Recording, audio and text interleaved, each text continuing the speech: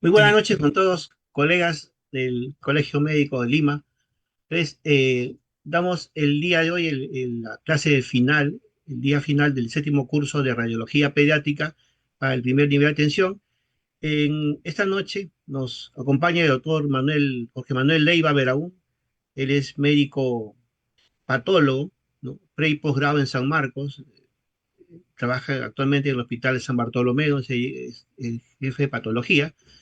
Es profesor de la Universidad Científica del Sur, y actualmente es también nuestro miembro del Comité de Ética y Ontología del Colegio Médico de Perú, Región Lima. Él nos va a hablar sobre el tema de principios éticos y casos clínicos en radiología pediátrica. Muchas gracias por acompañarnos, doctor, el día de hoy. Le agradecemos bastante y yo le doy el pase para que usted inicie su presentación. Muchas gracias nuevamente. muy buenas tardes. Antes de empezar, quisiera saber si ven todos la pantalla correctamente. La presentación hay que correrla. A ver, parece que, a ver, un minutito.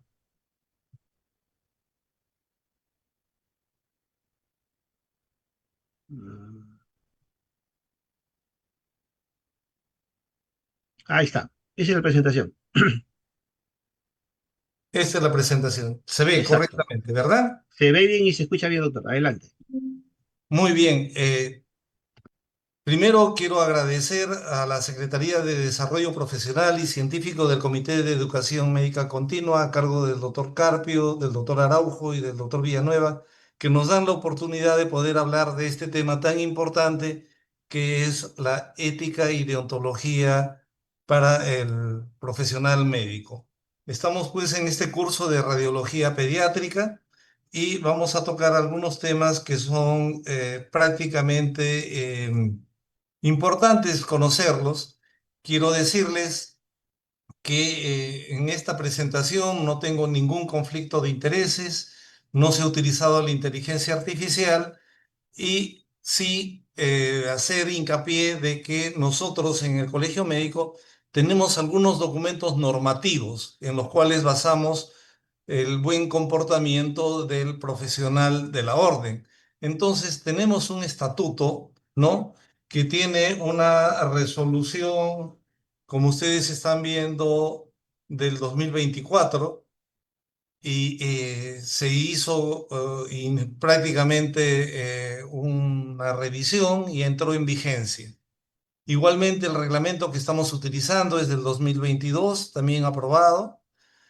Y en el código de ética, este es un código de ética que ustedes están viendo, lo tenemos desde el año 2023, ¿no? Y reemplaza al anterior del 2007. Igualmente tenemos un reglamento del procedimiento institucional disciplinario del Colegio Médico y es importante hacer un hincapié porque a partir del 15 de abril del 2024, ahora los procedimientos éticos disciplinarios prescriben a los 4 años, mientras que con el anterior era la prescripción a los 5 años. Igualmente, hacerles conocer a ustedes el procedimiento, ¿no? Cuál es el flujograma de la denuncia ético-disciplinaria, cómo es que ingresa a mesa de partes, pasa para que nosotros lo veamos en la Secretaría de Ética y nosotros lo estudiamos. Igualmente, tenemos que reportar al Consejo Directivo del Consejo Regional Tercero, ¿no? Y también decirles que esto puede ser impugnado, tanto denunciante como denunciado. No regresa un expediente a la Secretaría si es que no hay nuevas pruebas y fluye para ya sea una sanción o al archivo. Igualmente, decirles que dentro de los preceptos deontológicos en la práctica médica, la deontología médica la describimos como el conjunto de los principios y reglas éticas que deben inspirar y guiar la conducta profesional del médico. Muchas veces nos preguntamos ¿Qué es la ética? Y tenemos una definición que la ética, moral o doctrina de las costumbres, que en todos estos nombres se le designa, es la ciencia de la voluntad en acción para llegar a su resultado propio, que es el bien. Esta ciencia de las costumbres del buen obrar, justamente del deber, de las leyes, de la voluntad, la ciencia de los principios que dirigen al hombre a su fin, que expone el fundamento de la moralidad de las acciones humanas y tiene por objeto el origen y la naturaleza de la moralidad, que determina el principio y reglas de la conducta en la vida. Tenemos acá tomado de un diccionario lo que significa la ética y hay varias definiciones que muchas veces se confunde con la moral. Entonces, para empezar esta charla el día de hoy, de acuerdo a lo que estamos realizando como una acción conjunta con todos los miembros de la orden, es que es una disciplina que estudia el comportamiento moral del ser humano. Y tenemos que diferenciarlo de la bioética, ¿no? Porque la bioética es la ética aplicada a la salud, ya sea a la vida, al enfermo, médicos u otros profesionales y a la sociedad. Esto es importante porque hoy en día nosotros que nos desempeñamos en establecimientos de salud como médicos que debemos siempre mantener el liderazgo de los profesionales de la salud, siempre vamos a estar inmersos también en estudios, en investigaciones, en docencia y siempre hay que saber diferenciar la ética de la bioética. Y la bioética es básicamente con la que nos basamos en los principios de investigación. Vamos a tocar algunos aspectos históricos de la bioética y de la ética médica. Entonces vemos pues que este término bioético es usado por primera vez en el libro de Van Rensselaer, ¿no? Que dice que la bioethics bridge to the future, puente entre las dos culturas, y la bioética como una ética de la tierra o ética ambiental, que es lo que se denomina la macrobioética. También tenemos a André Helle Gers, que funda el Instituto Kennedy para el estudio de la reproducción humana y la bioética. Y esta es la Universidad de Georgetown en 1971 y la bioética como ética médica renovada. Y también se refiere a la microbioética. Hay aspectos históricos que nosotros debemos resaltar acerca de la bioética y de la ética médica, porque esto no es nuevo, esto se viene dando desde mucho antes. Entonces, nosotros tenemos que ver lo que es el Código de Nuremberg en 1948, en 1964 con la Declaración de Helsinki, y que ha habido revisiones, ¿no? Del 74, del 83, del 89, del 2000, del 2008, y continúan. En 1969 también hay revisiones de la fundación del Hastings Center. En 1971, una publicación de Bioethics en el Bridge to the Future. En 1971 también la fundación del Instituto Kennedy. También tenemos la primera Carta de Derechos del Paciente de 1973, en la que nosotros ya empezamos a tener otra visión, dejando de tener la actitud paternalista.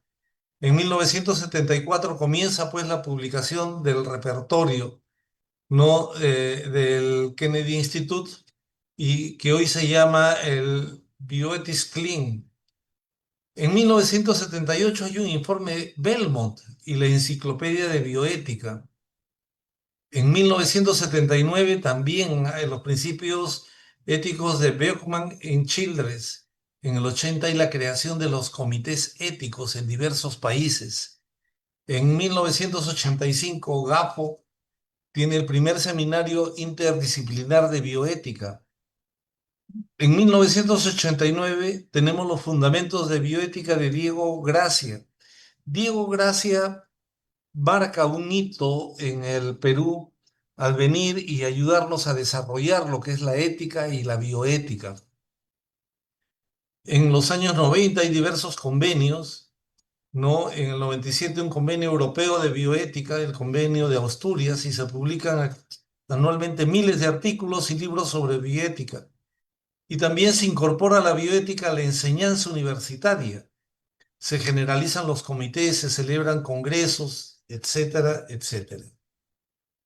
Y dentro de los fundamentos de la bioética tenemos que conocer lo que es el cognitivismo versus el no cognitivismo, ¿no? Entonces, hay fundamento racional para estos valores y tenemos que hablar del naturalismo, del deontologismo, del utilitarismo consecuencialismo, de la ética comunitarista, de la ética comunicativa, del axiologismo, del personalismo, ¿no? ¿Qué es el naturalismo? El fundamento es la naturaleza humana. El deber ser se funda en el ser. Y acá lo tenemos a Sócrates, que nos dice, conócete a ti mismo. A Platón, que nos habla del bien, de la verdad, de la belleza. Aristóteles, el hombre como un animal racional político, la felicidad. En el deontologismo, el fundamento está en el deber incondicionado. Y tenemos a Immanuel Kant, ¿no? Que nos habla de la ética autónoma, basada únicamente en la razón, no en emociones, tradiciones o intuiciones. Y es imperativo, categórico. El utilitarismo o consecuencialismo, el fundamento está en las consecuencias, en la utilidad de las mismas, es decir, el teleologismo. Y aquí lo tenemos a Jeremy Bentham, ¿no? Que la mayor felicidad para el mayor número, y nos habla del utilitarismo más hedonismo. Y Stuart Miller nos habla del utilitarismo del acto o de la regla. Igualmente, habíamos hecho referencia a la ética comunitarista. El fundamento está en las prácticas sociales de una comunidad, en las enseñanzas de la tradición y el sentido común, en la ética de las virtudes y el carácter, ¿no?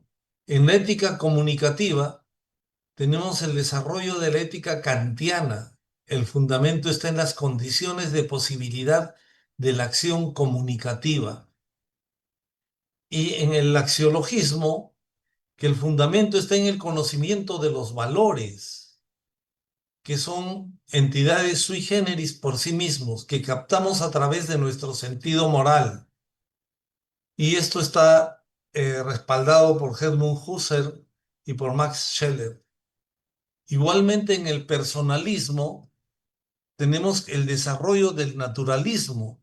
El fundamento está en la naturaleza humana, en nuestra condición de personas y su correspondiente dignidad, ¿no? La persona es un valor objetivo. Y aquí tenemos a representantes como Helio Grexia y a Julio Marías. Entonces, ¿por qué es que la ética y la bioética se encaminan hacia la medicina? Lógicamente, el carácter científico de la medicina, según Leín Antralgo, la relación objetivizante. También tenemos los avances de las tecnologías médicas, hoy tan en boga y con la vorágine que viene todo lo que es tecnologías médicas, empleo de los respiradores en estados vegetativos persistentes, cuáles son los criterios de muerte, todo lo que tiene que ver con los trasplantes, ¿no? El genoma humano, ¿no? Y todo lo que nos está llevando a conocer todas estas nuevas tecnologías acerca de la vida. Igualmente la socialización de la salud, porque vemos que en la atención en salud muchas veces nos tocamos con deshumanización y despersonalización por los propios sistemas de atención de salud que tenemos. También el pluralismo religioso, el pluralismo político y moral. Y también tenemos que tocar los derechos de los pacientes. Igualmente, sabemos sobre costos económicos, gestión en salud. Al ser los recursos limitados, tenemos que saberlos distribuir. Y este es un gran eh, enfoque que tenemos que darle nosotros como personal líder de la salud. Entonces, ya en 1979 hay unos principales principios de la bioética. Y tenemos el principio de la no maleficencia, con el primum non nocere, ¿no? Entonces, el primum non nocere dice primero no hacer daño. Incluye lo que es un daño real y someter a alguien a un riesgo innecesario. Y esa es una obligación que tenemos todos los profesionales de la salud. Este principio se relaciona con negligencia, con imprudencia, con impericia, con inobservancia de reglamentos. Entonces, vean la importancia de esta no maleficencia. También tenemos el principio de justicia. Establece una igualdad de oportunidades para acceder a los servicios de salud. También contempla la igualdad de trato entre iguales y la diferencia de trato entre desiguales.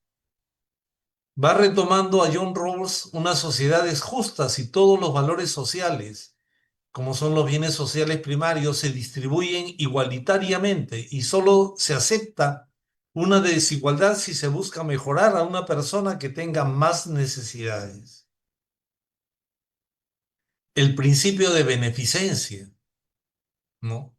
En el que un acto es bueno si está encaminado a lo que naturalmente es conveniente al ser humano, que es la salud.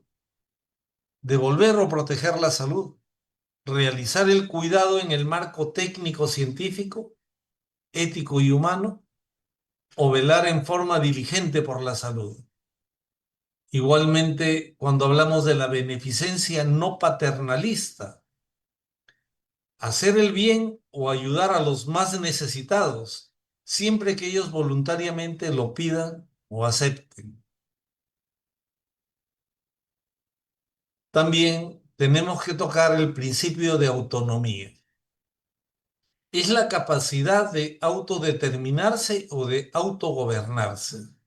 Tenemos algunas limitantes en este principio de autonomía, la edad y básicamente los extremos de la vida, ¿no? En cuanto a edad, enfermedad mental o nuestra salud mental, cuando hay lesiones neurológicas, cuando hay interdictos de derechos. Esta es una conquista de la modernidad. La persona es un sujeto moral, un individuo titular de derechos fundamentales. Y cuando hablamos de decisión autónoma, estamos hablando de un acto intencional, consciente. Hablamos del consentimiento informado y fíjense la importancia que empieza a adquirir el consentimiento informado, como autorizar o desautorizar un procedimiento sobre el cuerpo del paciente que conlleva riesgos y beneficios, siendo necesaria su comprensión y debe haber una ausencia de influencias externas. Y tenemos esta propuesta de Diego Gracia, ¿no? Que cuando los principios no entran en conflicto entre sí, hay una obligación moral de cumplir con todos ellos. En caso de conflicto entre los principios, se deben ordenar jerárquicamente con el fin de poder optar por el de mayor rango, ¿no? Y esto está escrito en este manual interactivo de Garzón. Igualmente, cuando nos habla en esta propuesta de Diego Gracia, los principios de primer nivel o mínimos, es el de no maleficencia y el de justicia. Y se habla de un nivel primero.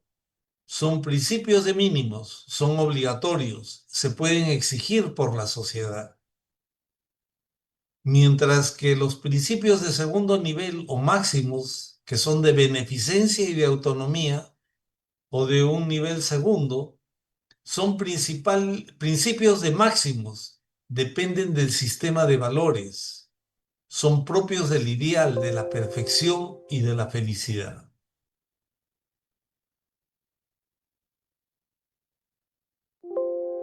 Y es importante rescatar lo que se llama la experiencia moral.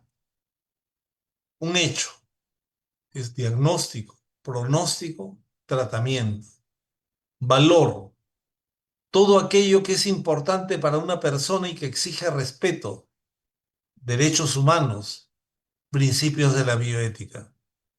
El deber es el momento propiamente moral, pero antes hemos de deliberar sobre los hechos, tener una deliberación técnica y sobre los valores una deliberación estimativa. El deber moral es solo uno y siempre el mismo, realizar valores lo máximo posible, lo mejor. Y la ética no trata solo de lo bueno, sino lo óptimo. Entonces, en experiencia moral, tenemos que el hecho es un momento cognitivo, el valor es un momento emocional y el deber es un momento práctico o puramente moral para realizar los valores en juego.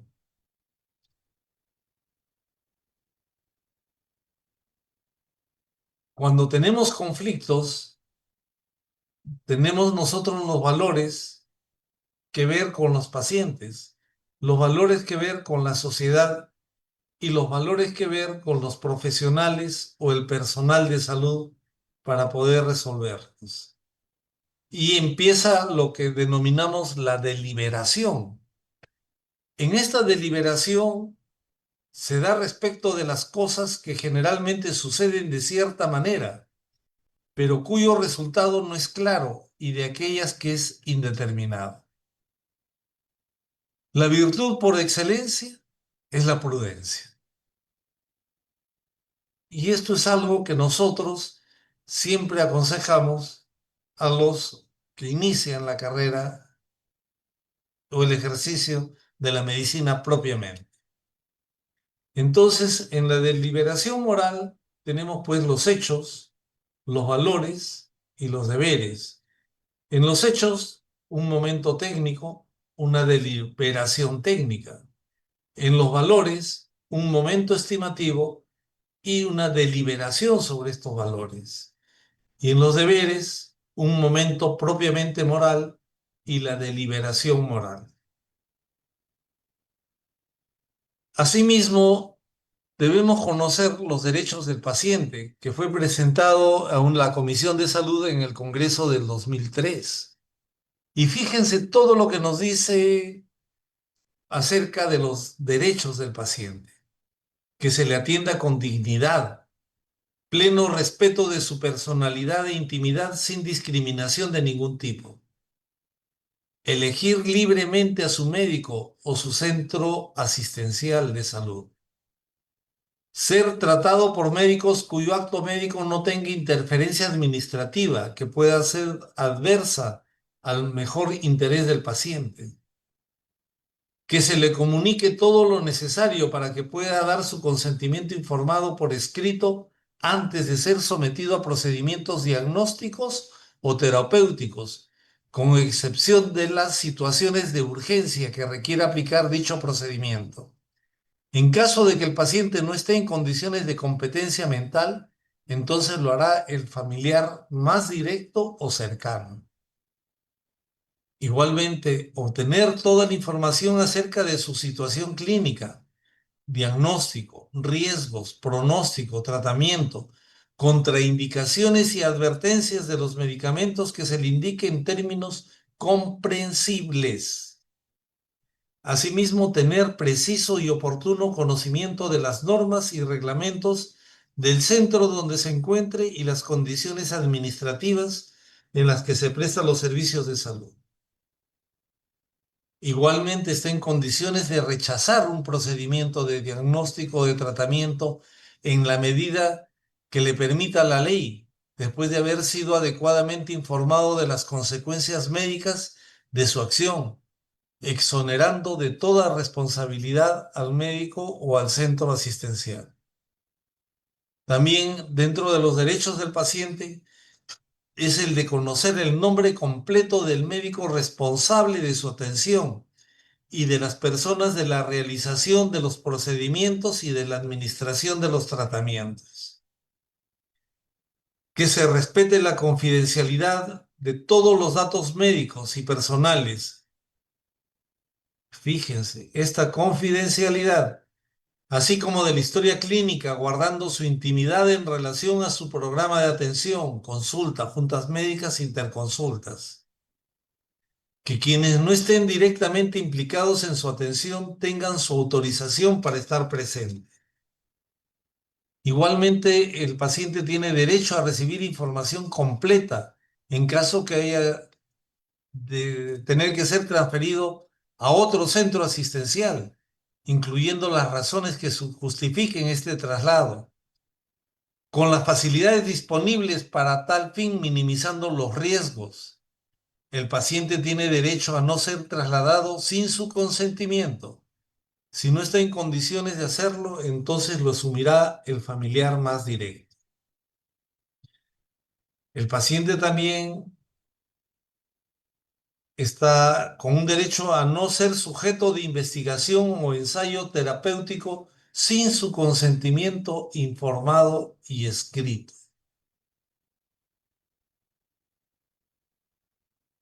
También a respetar el proceso natural de su muerte, sin recurrir ni a un acortamiento de la vida ni a una prolongación injustificada de la misma.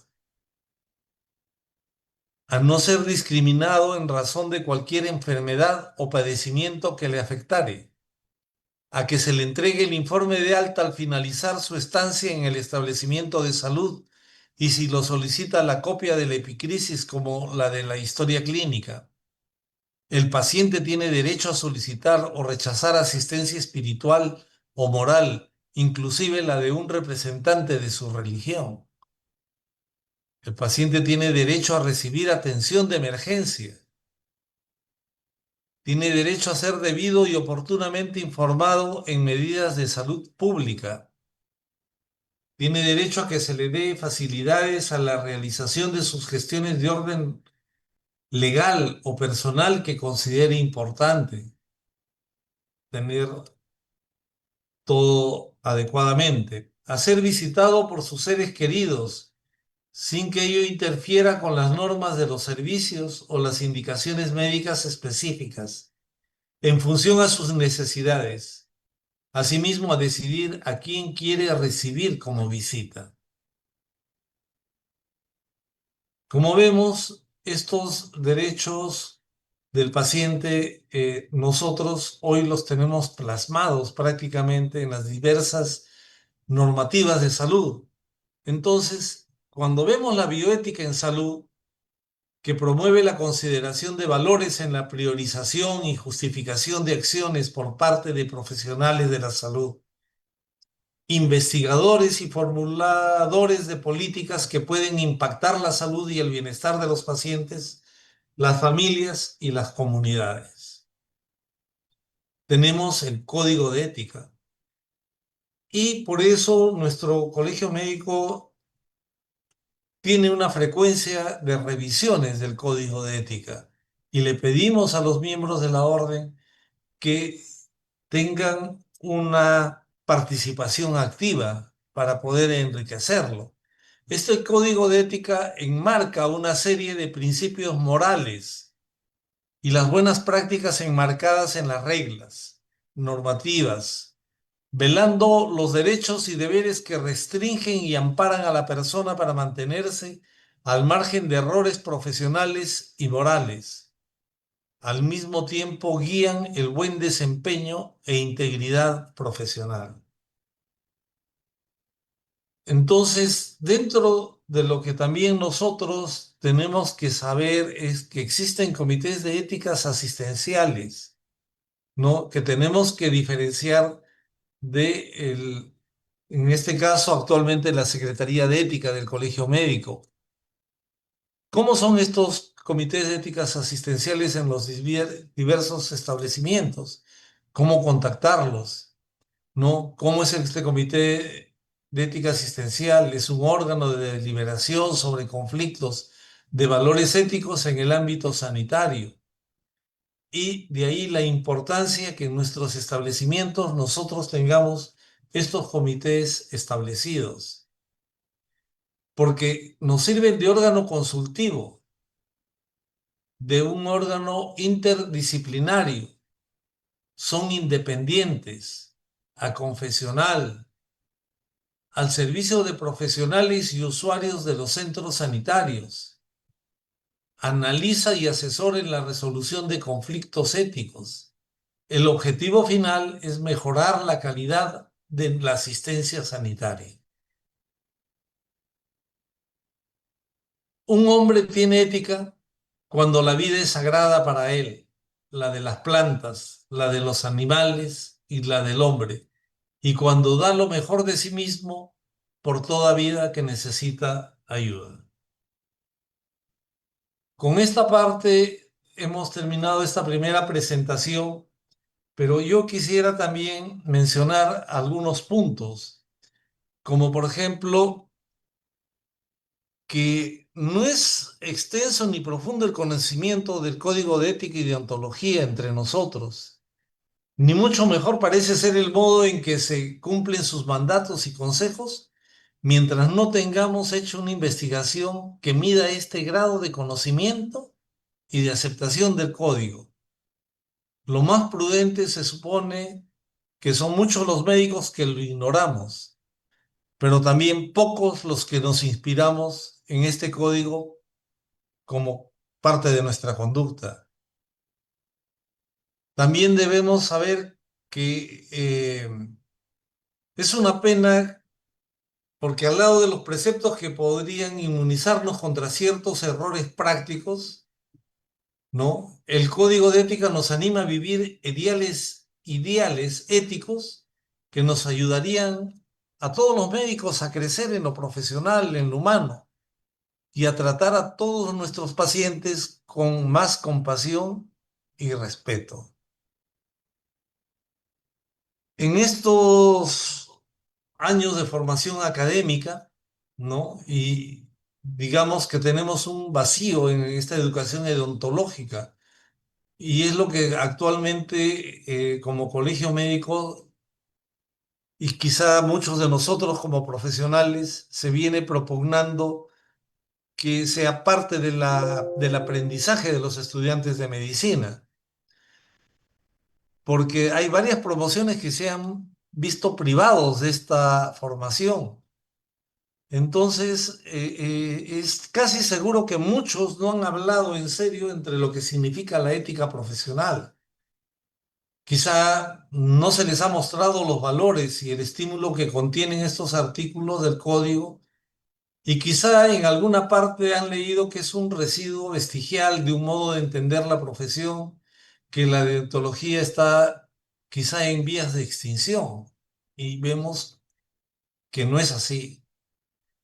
Igualmente, nosotros debemos respetar nuestro consultorio, ¿no?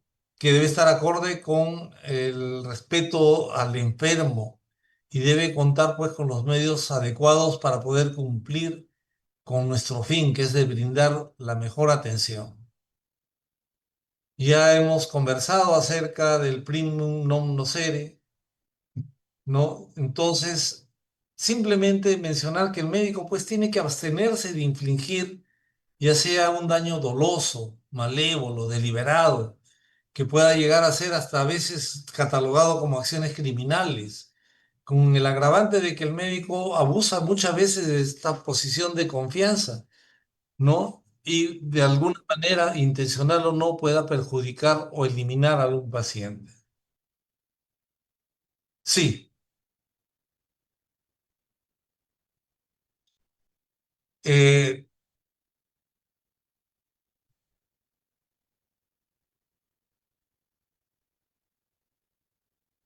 ya, ¿logran verla ahora? Todavía, todavía. Sí. La presentación prácticamente la he terminado, sino que estamos hablando ahora de una reflexión prácticamente que nosotros como parte de la profesión ética debemos tener. A ver, un minutito.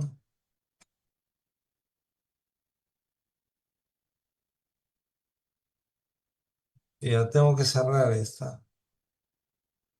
Y ya estamos terminando. Era simplemente para terminar de decirles, pues, de que también el médico en situaciones de urgencia debe abstenerse de actuaciones que sobrepasen su capacidad. En tal caso, tiene que proponer que se recurra a otro compañero competente en la materia. Eso es lo que también nosotros tenemos que tener esa cautela al actuar. Y la obligación de atender en caso de emergencia tiene aparte pues una dimensión ética que es el carácter de norma legal, ¿no? Eh, Terminar diciéndole que aquellos que tienen el código como guía ética válida del ejercicio profesional, pero que consideran que su contenido es tan obvio que no necesita ser estudiado, ¿no? Nosotros le decimos que estos artículos del nuevo Código de Ética y de Deontología les van a recordar algunas nociones olvidadas y les descubrirán que en el tiempo no pasa en balde sobre la deontología médica y que el código se enriquece con las aportaciones de la ética biomédica contemporánea. Y a los que tienen una actitud desdeñosa o escéptica, que examinen a la luz de los contenidos del código sus prejuicios y así puedan llegar a conclusiones más razonadas y con más fundamento. Esto es en parte lo que nosotros, dentro de lo que es la Secretaría de Ética y Deontología del Consejo Regional Tercero, Lima, queríamos darles, recordarles a ustedes en este curso tan importante que están llevando de radiología pediátrica y que sabemos que es un esfuerzo para cada uno de nosotros, sobre todo para ustedes que están en toda la eh, importancia de un buen accionar, de un buen desempeño en nuestras actividades cotidianas en las que está implícita el acto médico. No sé si tienen alguna pregunta, si tienen algún aporte, algo que yo pudiese aclararles, por favor, antes de pasar a algunos casos prácticos. Y otra, algunas preguntas, siempre es bueno que cada actividad médica que se haga recordar lo que es ética, ¿no? Es parte de la función del colegio, de, en realidad de todas las profesiones, ¿no? La pregunta va marcada, ¿usted cree que debemos actuar enseñando ética o impartiendo ética ya una vez profesional o es que debemos ingresar en otras áreas, de repente a nivel universitario con más fuerza, ¿no? O inclusive hasta a nivel escolar, ¿no? Porque la ética creo que grandes cosas uno llega ya bien más formado, más maduro ya cuando uno es asistente o Eh, médico asistente, ¿no? claro, eso es cierto. Cuando nosotros estábamos conversando ahora, hablábamos sobre los valores. Entonces Exacto. vemos de que esto va mucho más allá de lo que es, llamémosle, la instrucción. Viene, yo diría, desde la formación, de cómo es de que nosotros en la sociedad, a través de nuestros hogares, a través de lo que es la educación, debemos ir dándoles a nuestros hijos para formar una mejor sociedad. Hoy en día se critica y se habla mucho de la sociedad. Está en boga todo lo que es la corrupción, el aceptarla o no aceptarla. Y justamente nosotros, al ser líderes en una sociedad con un comportamiento ético, con un comportamiento deontológico, vamos a impulsar desde la formación, en el caso de los estudiantes de medicina, que vayan valorando cómo va a ser su desempeño cuando ellos ya hayan culminado su instrucción, sus competencias. De ahí la importancia y rescatando lo que usted menciona, sí es importante que mucho antes de tener las actividades propias de la medicina, ya vayamos conociendo lo que es nuestros principios éticos, doctor. Doctor, muchas gracias. Continuamos, creo, con él.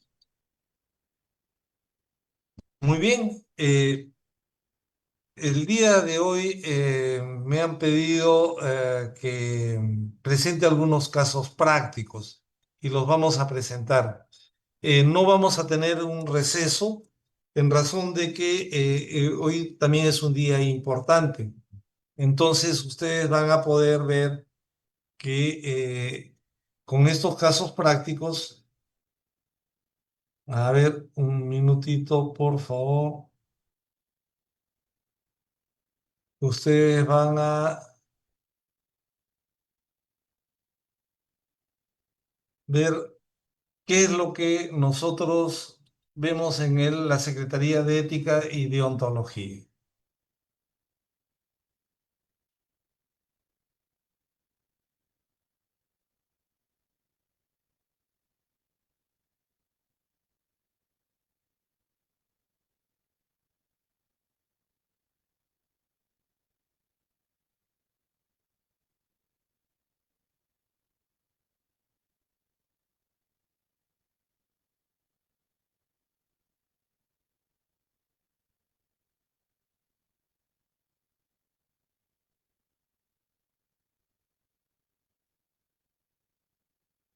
Ya, ¿logran ver esta?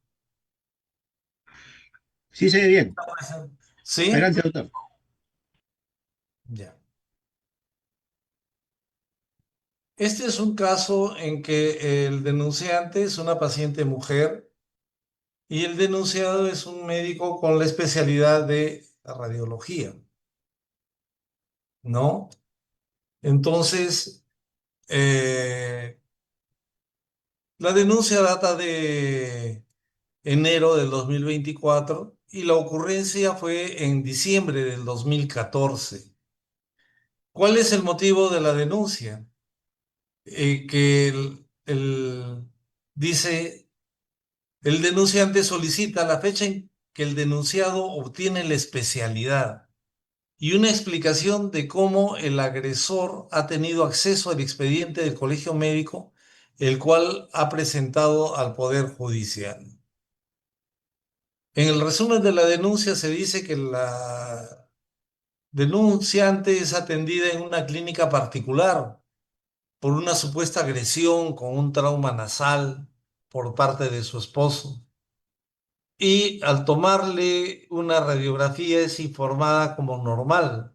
Sin embargo, 2 semanas después, la evaluación por el otorrinolaringólogo y una nueva radiografía confirmarían la presencia de un trazo de fractura. Ella denuncia por irregularidades en actos médicos, negligencia y falta de ética profesional, debido pues a que el médico denunciado no contaba con la especialidad y emitió un informe radiológico errado, retrasando la evaluación por el otorrinolaringólogo en emergencia. Y este también es un caso que se encuentra judicializado en el Poder Judicial.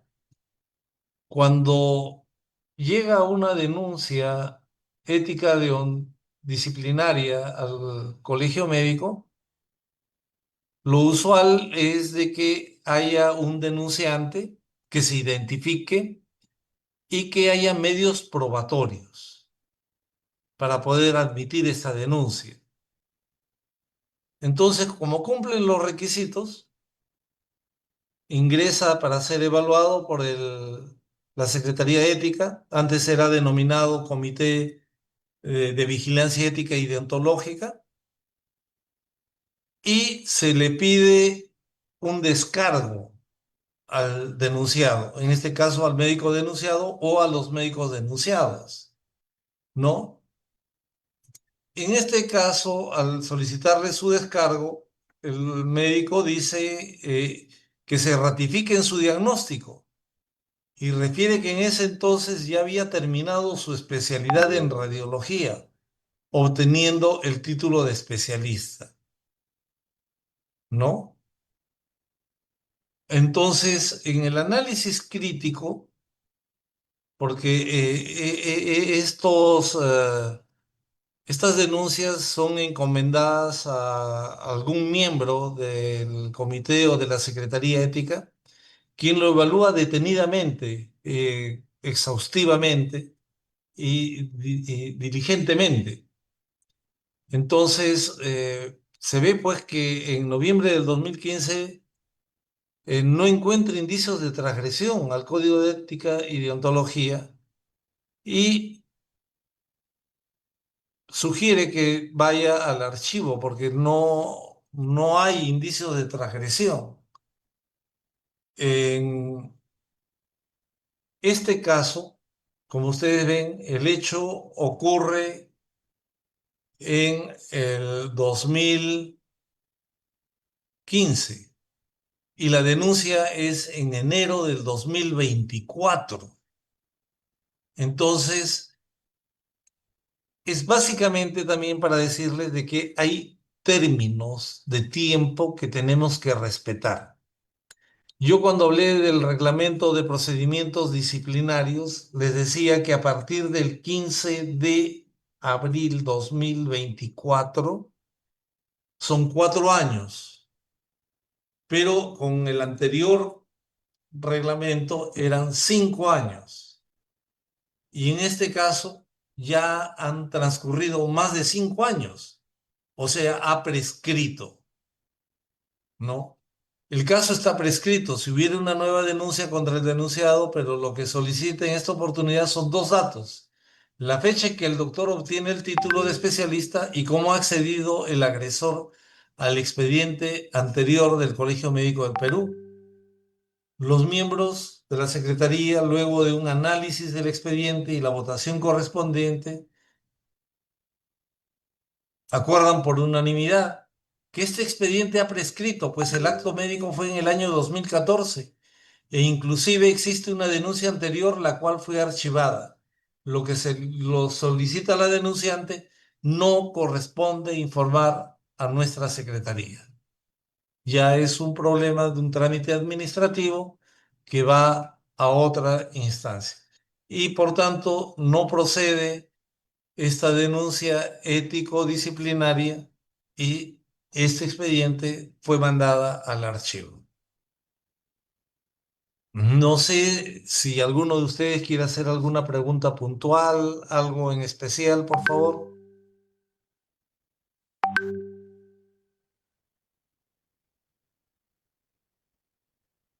Doctor, por lo que veo,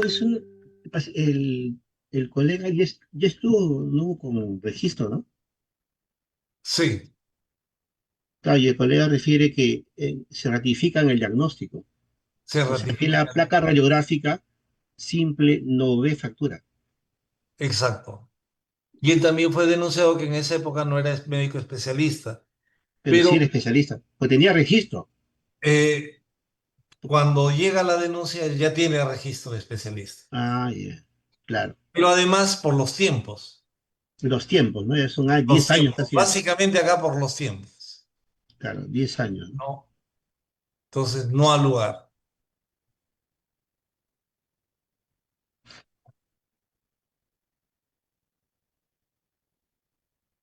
A ver, vamos a ver otro caso. Llama la atención porque el de 2024 recién renuncia, ¿no? Claro, probablemente es una pareja y esto se ha ido al Poder Judicial y debe ser un problema Mm, de bienes. mm. A veces nos quieren usar a nosotros como parte digamos, de alguna manera. Como un instrumento para, También tal vez. continuamente vemos de que estos problemas que se presentan son llevados al, colegio médico cuando existe algún conflicto en el Ministerio Público o hay un juicio civil o un juicio penal, para que al pronunciarse el colegio médico pueda ser utilizado por una de las partes como un aval o como un medio probatorio. Y en eso también tenemos que ser bastante cautos, porque quieren utilizar al colegio médico como de parte, por ejemplo. ¿Ya? Este es otro caso, por ejemplo, en el cual nosotros tenemos un paciente denunciante que es varón. El denunciado es un médico especialista en radiología, quien no se encuentra hábil al momento de los hechos. Acá tenemos que hacer una reflexión porque la condición de hábil uno la pierde ya sea por una sanción o por no haber contribuido económicamente con los derechos que tenemos que aportar económicamente a nuestro colegio médico. Entonces, después de 3 meses, si no hemos aportado, perdemos la condición de habilidad, pero es un hecho administrativo. Entonces acá los involucrados es paciente y médico. La fecha de denuncia ante el Consejo Regional es en noviembre del 2024 y la ocurrencia ha sido en febrero del 2024. ¿Cuál es el motivo de la denuncia? Textualmente dice emisión de documentos inexactos y la inconsistencia realizada en la emisión de dichos documentos en relación con la atención médica. ¿Qué dice el resumen de la denuncia? El paciente es atendido en febrero del 2024 en un establecimiento particular para el procedimiento de una biopsia de la glándula tiroides, siendo la denuncia en relación a la emisión y o entrega de comprobante de pago y documentación sustentadora de la atención médica proporcionada para la justificación de ausencia laboral. El denunciado, o sea, el médico, entrega recibo de honorarios profesionales o boleta de venta o constancia de atención y el resultado de la biopsia que contenían errores e inconsistencias que no cumplían con los requisitos legales establecidos por la SUNAT en caso de comprobantes de pago. El denunciante manifiesta que la atención médica brindada no fue respaldada con la emisión oportuna del recibo de honorarios profesionales emitido 3 días después por una persona diferente, siendo una falta de compromiso profesional, afectando su situación laboral y la confianza del paciente en los sistemas de salud. El establecimiento de salud particular en mayo del 2024 sostiene que en mayo de 2024 el denunciante, paciente, fue atendido en dicho centro médico, no por el médico denunciado, quien presta servicio en la modalidad de proveedor, refiriendo que la empresa no ha emitido ni el documento denominado constancia de atención y descanso por 24 horas, ni boleta de venta, toda vez que dada la condición de dicho médico, los pagos se efectúan de manera directa a su persona. ¿Cómo es esto? Acá lo que se dice de que el paciente denunciante es atendido en un establecimiento de salud y él reclama una boleta o una factura para poder justificar su inasistencia. Cuando recibe este comprobante de atención, su factura, hay algunos errores que no es aceptado como una constancia real de atención. Entonces pide que lo rectifiquen Y cuando le preguntan al establecimiento de salud si ellos han emitido esta constancia de atención y descanso por 24 horas, el establecimiento de salud dicen que no, que ellos como establecimiento no han dado la atención, sino ha sido un proveedor que lo ha hecho de manera particular. Entonces, en consecuencia, el denunciante, según se percibe en su denuncia, solicita que por los documentos expedidos en relación a su atención se le apertura procedimiento administrativo sancionador en su centro laboral, que es en SUNAT La Libertad. O sea, el paciente denunciante es un trabajador de la SUNAT, pero que trabaja en La Libertad. Y como él presentó estos documentos que no cumplen con los requisitos exigidos por la SUNAT le abre un proceso administrativo sancionador. De ahí que viene la denuncia al médico radiólogo quien le practica la biopsia de la glándula tiroides. En el resumen del descargo del médico denunciado dice que fue contactado por WhatsApp por el denunciante y que lo atendió en febrero de 2024 en el consultorio del centro médico en la cual trabaja como proveedor. El denunciante presenta lesiones de microcalcificaciones en el lóbulo de la tiroides, siendo sospechoso de una neoplasia maligna. Previamente evalúa el procedimiento a seguir para dicha biopsia, lo cual le comunica al paciente y concretan los honorarios económicos, lo cual le explican, mira, mis honorarios incluyen el alquiler del consultorio, el alquiler del equipo, el costo de la aguja, los materiales, el análisis de la biopsia y mi trabajo, llegando a un acuerdo sin entrega de documentos tributarios, siendo abonado en la cuenta bancaria personal del médico. Posterior a esta atención, el denunciante se comunica nuevamente por WhatsApp 3 días después, en febrero, preguntando por sus resultados y cómo los conocería, solicitando una constancia de atención y recibos de pago, corrección del apellido en el informe patológico del laboratorio, el cual es corregido el mismo día. Se le emite un certificado médico con el descanso médico requerido en formato del colegio médico, pero ante la petición de los recibos de pago y acceder el médico a darle un mejor servicio, es que encuentra recibos en desuso en el escritorio del consultorio del establecimiento donde labora como proveedor, lo cual es corregido posteriormente por una tercera persona. El médico denunciado explica que ha tratado de apoyar en todo momento al paciente, al ser vulnerable por el cáncer papilar de tiroides que tiene, que al hacerlo ha incurrido en un error terrible y garrafal con la clínica por haber expedido la boleta en desuso, lo cual ha sido involuntario y ha sobrepasado su actuación como médico.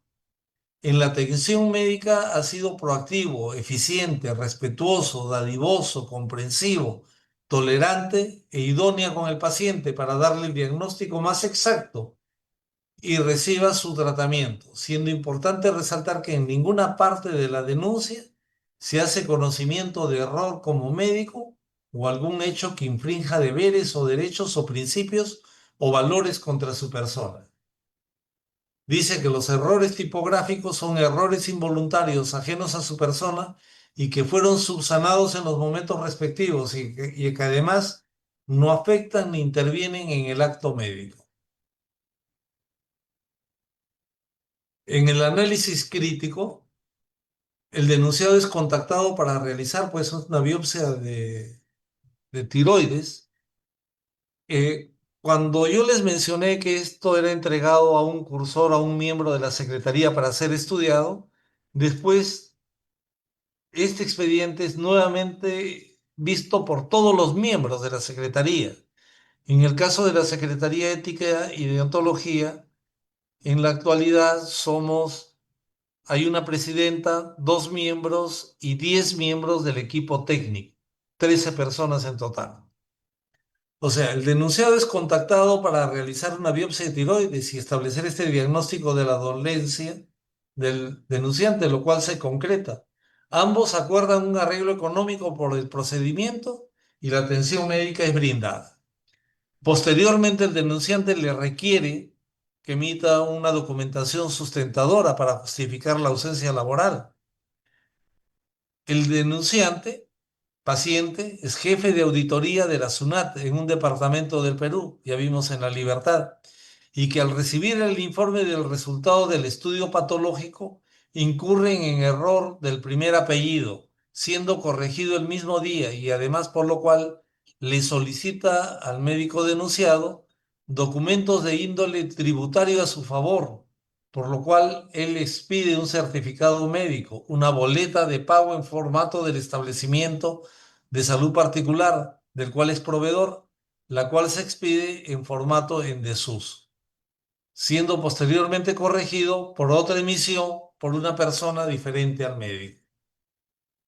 Cuando al médico le piden que expida una boleta, al parecer él encuentra en el escritorio donde está trabajando boletas de pago y utiliza una del establecimiento. No lo hace a nombre personal, sino a nombre del establecimiento del consultorio que él alquila. El centro laboral donde trabaja o alquila el consultorio este doctor denunciado dice que el médico no se encuentra hábil y hay inconsistencia de fechas en la documentación presentada por el paciente, al tenerla de enero del 2024 cuando la atención ha sido en febrero 2024. El establecimiento de salud particular informa que este recibo emitido por el proveedor médico no ha sido emitido por ellos, o sea, por el establecimiento, y el pago ha sido directo a la propia persona y ha dejado de contar con los servicios profesionales del denunciado. Cuando le preguntan al establecimiento, ellos dicen que no es de ellos ese recibo, y además por este tipo de situaciones han dejado de contar con el médico denunciado como proveedor. Mientras que al paciente denunciante su centro de labores le inicia un proceso administrativo sancionador con el riesgo laboral pertinente. Entonces, acá el que analiza el expediente dice, encuentro indicios de transgresión en lo siguiente, título 2 de la atención y cuidado de los pacientes, capítulo 1 del acto médico. Artículo 88. El médico cirujano en la realización del acto médico debe comportarse con decoro, honestidad, responsabilidad, integridad, prudencia y respeto a la dignidad humana en todos sus actos. En el artículo 89. Se entiende por acto médico toda acción y disposición que realiza el médico en el ejercicio de su profesión. Este proceso, que es exclusiva competencia y responsabilidad del médico legítimamente calificado, comprende los momentos de promoción, prevención, diagnóstico, tratamiento, rehabilitación y pronóstico que efectúa el médico en el cuidado integral de la salud de la persona, la familia y la comunidad, así como los que se deriven directamente de dicho cuidado. Incluye las actividades de docencia, investigación y gestión. Y este es el problema de gestión, lo que a él se le atribuye. En la opinión de la Secretaría, los miembros, después de escuchar este caso por parte del cursor, acuerdan por unanimidad que sí, pues se ha transgredido estos artículos.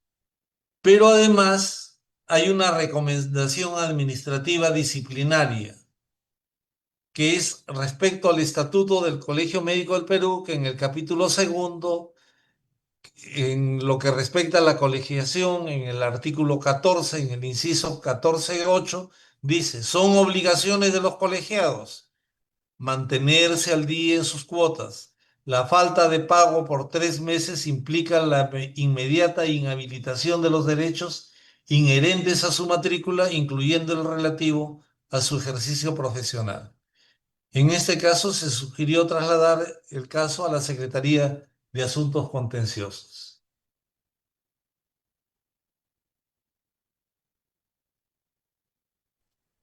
Quisiera saber, digamos, la opinión de ustedes, cómo podríamos aterrizar, si queremos decirlo de alguna manera, en que si actuó bien el comité de ética o no. Doctor, ¿el problema del colega fue más administrativo que del acto puro médico? Definitivamente, vale la pena acá tocar un punto.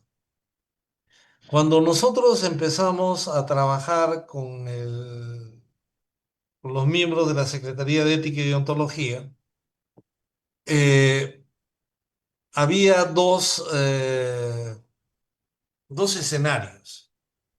Un escenario en la que se juntaba que dentro de lo administrativo estaba la parte ética, pero hoy en día, ya desde hace, llamémosle, unos meses hacia atrás, ya hay una indicación expresa que hay que separar lo administrativo y lo del acto médico. Entonces, actualmente, solamente estamos viendo como transgresión cuando hay acto médico. Y si hay algún problema de tipo administrativo, como en este caso, queda con otros fines, pero ya no desde el punto de vista del acto médico.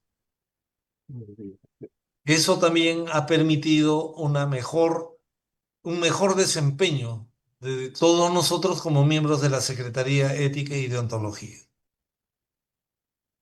Así es, doctor. Y no se mezcla, ¿no? Se mezcla con la red Si no se administrativa, mezcla, pues, se claro, mezclaba. Entonces sí, ahora no, ahora mucho hay una conflicto. disposición expresa que hay que separar, como dicen, el trigo de la paja. Claro, porque la otra parte administrativa de repente son desconocimientos de la parte tributaria, ¿no? Que no tiene que ver nada con Exacto, el acto así médico, ¿no? es. Muy buena su observación, doctor. Pero siempre el médico tiene que saber de todo, ¿no? El médico tiene que saber de todo. Sí, sí, sí. Definitivamente, no puede saber solamente de Y, medicina, ¿no? Hay que saber de y- y- y todo. Para mí cumplir todo, siempre, ¿no? siempre recordarles a los médicos de que estamos sujetos a este tipo de problemas. El día de hoy tuvimos una sesión, por ejemplo, y el médico pasa su recibo por honorarios profesionales y cuando él carga en la factura lo correspondiente a la tributación, el paciente lo denuncia por eso. Sí, pues, Entonces, pero ahora ya la tenemos clara, claro. ¿no? Entonces, una recomendación al médico que se cuide de este tipo de situaciones enojosas, porque a la final es el hecho de ser denunciado no es un demérito. Eso es algo que tenemos que entender. Y lo que también algo que tenemos que entender que es bueno presentar los descargos, porque muchas veces no queremos presentar los descargos. Yo tengo la razón, ¿por qué? Si yo no estoy implicado, y en ese descargo nosotros tenemos la oportunidad de defendernos. Y si no presento descargo, igual te van a evaluar, Claro. pero estás perdiendo tu derecho a defensa. Muy bien, doctor. Muchas gracias. Excelente los casos clínicos, los casos de Eh, ética, ¿no? Más sí, de ética pura. tenemos Ya. un último caso, si quiere, A ver, es corto. sí, adelante, doctor.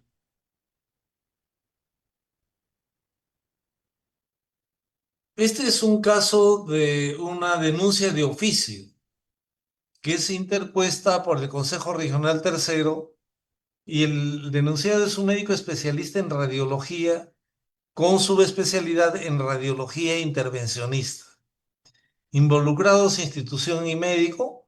La fecha de denuncia es en agosto del 2024. El motivo de la denuncia ocurre en el 2023. Y así dice la denuncia. Presunto uso de la historia clínica de un paciente en forma indebida.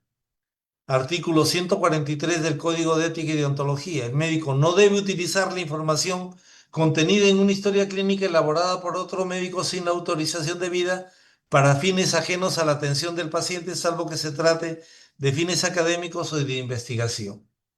En el resumen de la denuncia, Asesoría Legal informa que la denuncia tiene como antecedentes. ¿Qué es lo que pasa? Que este médico ahora denunciado hace una denuncia a otro médico que está trabajando como radiólogo y está haciendo procedimientos de radiología intervencionista. Y eso no lo acepta él. Entonces, eso fue en la época de la pandemia. Pero cuando presenta la denuncia, incluye historias clínicas de pacientes en las que justamente se observa de que el médico denunciado como radiólogo había hecho procedimientos de radiología intervencionista.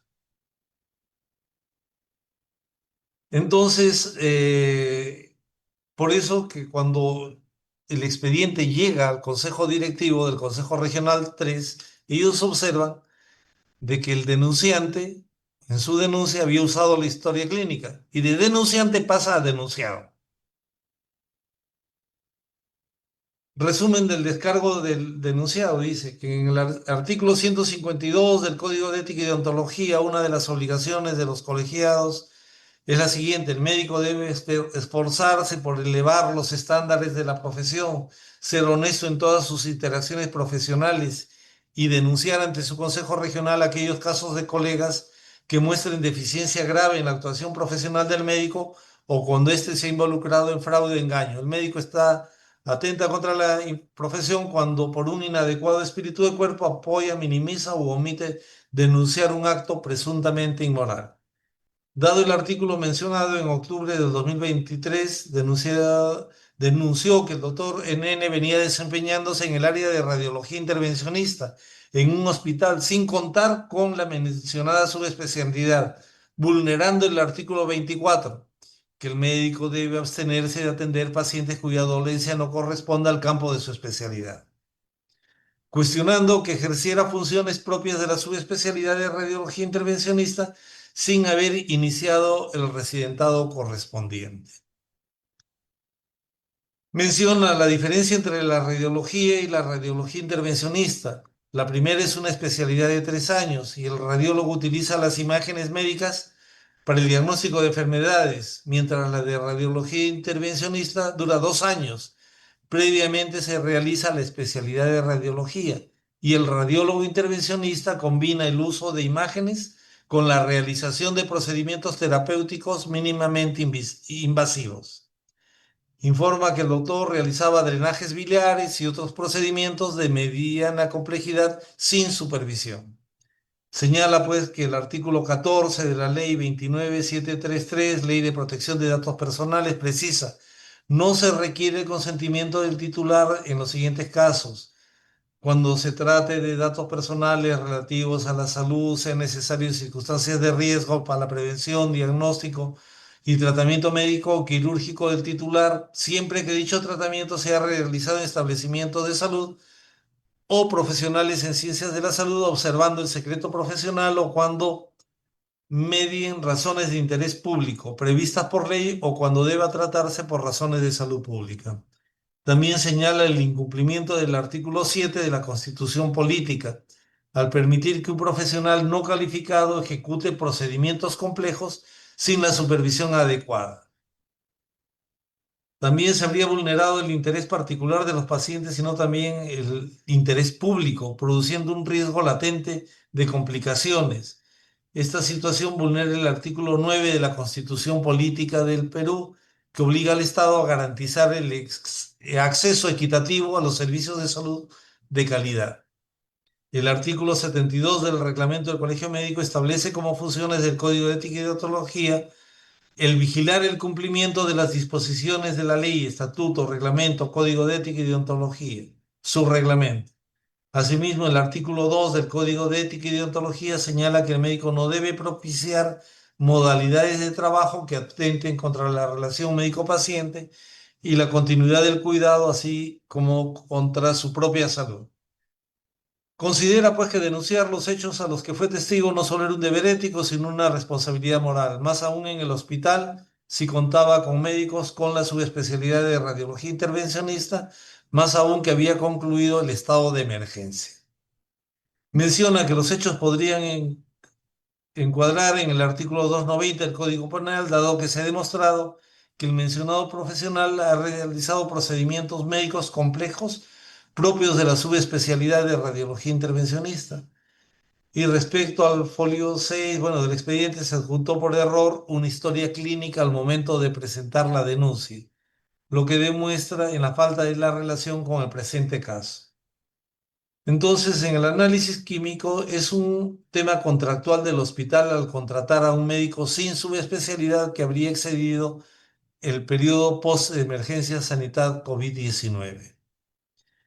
En la opinión del ponente, recomiendo que el presente caso sea evaluado por la Secretaría de Asuntos Contenciosos por existir presunta transgresión al artículo 143 del Código de Ética y Deontología. No, y en este artículo 143 dice que el médico no debe utilizar la información contenida en una historia clínica elaborada por otro médico sin la autorización debida para fines ajenos a la atención del paciente, salvo que se trate de fines académicos o de investigación, manteniéndose el anonimato del paciente. Se sugiere que pase a la Secretaría de Asuntos Contenciosos. Entonces, este caso se trae a colación porque muchas veces el denunciante resulta denunciado por el uso inadecuado de la documentación pertinente. Es su especialidad, ¿no? Esta Radiología parte también intervencionista. fue bien polémica porque sabemos que la subespecialidad de radiología intervencionista se da posteriormente y actualmente creo que existe la especialidad de radiología, la especialidad de radiología slash radiología intervencionista y la subespecialidad de radiología intervencionista por sí sola. Ok, ya hay en el Perú de su especialidad, creo que no me acuerdo. Sí, Ya, ya, perfecto. tengo entendido. Entonces, también ahí estamos pidiendo al colegio médico que se ordene al respecto, porque nos puede llevar a un enfrentamiento inadecuado entre nosotros, porque este doctor también alegaba que en la formación de radiología había tenido entrenamiento como radiólogo intervencionista. Ok. Hay unos términos ahí en el numeral que pone usted, salvo en situaciones de emergencia, que no está relacionado efectivamente con la pandemia, ¿no? Porque Claro, yo puedo tener un radiólogo que sí sabe de intervencionismo, que ha aprendido de repente en la parada asistencial, aún no ha hecho la especialidad, pero supone que estamos en una situación de emergencia, un drenaje, por ejemplo, biliar, ¿no? Que lo puede hacer y que no hay quien lo haga. Y a veces muchos médicos nos atendemos o se abstienen a hacerlo, no por problemas como este, ¿no? Pero saben hacerlo. claro. Y Pero el no hay caso, más que no hay más que en la situación de emergencia, en una emergencia hay un paciente que tiene que exacto. resolverlo, ¿no? Porque es una situación especial y que está bajo la protección de la ley en caso de situación de emergencia, ¿no? Y casualmente, cuando el doctor denunciado en este caso de oficio hace la denuncia, emplea la historia clínica Mm, sí, y pues. cae por la historia clínica, no por... Ah, ok. Entonces, a tener cuidado. Excelente, doctor. Muchas Muy bien, gracias. es lo que tenía para presentarles el día de hoy. Espero haber cumplido con ustedes, cumplido Sí, con muy las bien. expectativas. Estoy atento a alguna pregunta si lo hubiese, con todo gusto. Y si por algún motivo no puedo resolvérsela, me comprometo en hacérselas llegar la respuesta. Y nuevamente agradeciendo al comité organizador de la educación médica continua del Consejo Regional Tercero. Ah, no me queda sino desearles éxitos y parabienes. Muchas Buenas. gracias, doctor. Muy amable. Muchas gracias. Así damos despedida al doctor. No, no se retire, doctor. Acompáñenos un ratito porque Leiva, Manuel Leiva, pero tenemos la clausura de este séptimo curso de radiología pediátrica que ha sido muy, muy interesante. Y usted lo ha sellado con broche de oro esto sobre referente a la ética, ¿no? Y casos muy puntuales sobre radiología, ¿no? Para nuestros colegas de radiología. Yo doy pase al doctor Cristian Carpio para la clausura del curso, séptimo curso de radiología pediátrica. Adelante, doctor Carpio. Estimados colegas del Consejo Regional 3 y colegas a nivel nacional, primero pues a nombre del decano nacional Pedro Riega y de la decana regional Frida González, que le habla secretario de Desarrollo Profesional de Lima. Eh, Agradece su atención a este sexto curso que venimos desarrollando la Secretaría de Desarrollo Profesional y Científico. En este sentido, el agradecimiento va al doctor Luis Araujo Cachay, coordinador principal de este curso, el coordinador principal, y al doctor J. Villanueva Orue, que también ha contribuido con él, ¿no? Y a todos los importantes expositores, doctora Nelly Alejandrina Sánchez, doctor Ulises Amaro Tinoco, doctora Margot Mesa Aranda, doctora Silvia Cristina Velasco, doctora Joan Elizabeth Grados, y a usted, pues, doctor Jorge Manuel Leiva Perón, que ha cerrado con broche de oro este importante curso. A nombre de la Secretaría de Desarrollo Profesional y Científico del Comité de Educación Médica Continua, recordar que nosotros venimos desarrollando un conjunto de actividades que son simposios, ya estamos cerca de 20 simposios nacionales, y hoy justamente vamos a desarrollar el tercer simposio internacional después de este evento. Venimos desarrollando mesas de trabajo. Ayer hemos tenido la sexta mesa de trabajo por el Día del Docente Universitario. Venimos desarrollando cursos virtuales. Hoy acabamos el sexto curso virtual, pero el jueves comenzamos el séptimo curso virtual de medicina legal para la atención primaria, o sea, para la parte clínica, ¿no? Debimos trabajando también con otras instituciones en eventos conjuntos como congresos, simposios u otras actividades, ¿no? También haciendo cursos también y otras actividades académicas. Mucho de este material se encuentra en el aula virtual, a la cual ustedes pueden acceder de forma gratuita, y si se trata de cursos, cada colega tiene la oportunidad de dar 2 exámenes. En el caso que apruebe, tiene la posibilidad de, previo un pago, tener un certificado. También recordar que esta nueva política de ampliación hacia todos los colegas del Perú, esta aula virtual se está ampliando pues a todos los médicos de las 26 regiones, ¿no? Para eso, comunicarse con la secretaría, con nuestra secretaria en particular, se le va a incluir un grupo de WhatsApp y se le va a escribir en el aula virtual también para que pueda revisar estos cursos que estamos desarrollando, ¿no? Este trabajo que venimos haciendo no es posible pues sin este Comité de Educación Médica Continua, en la cual también agradezco al doctor J. Villanueva, ¿no? Y un gran saludo para todos ustedes. Nos estamos despidiendo. Muchas gracias, buenas noches. Hasta luego. Nos vemos el jueves y más tarde con el simposio con el doctor Krista Carpio también, que está como moderador. Hasta luego, muchas gracias. Muchas gracias, doctor J. Villanueva.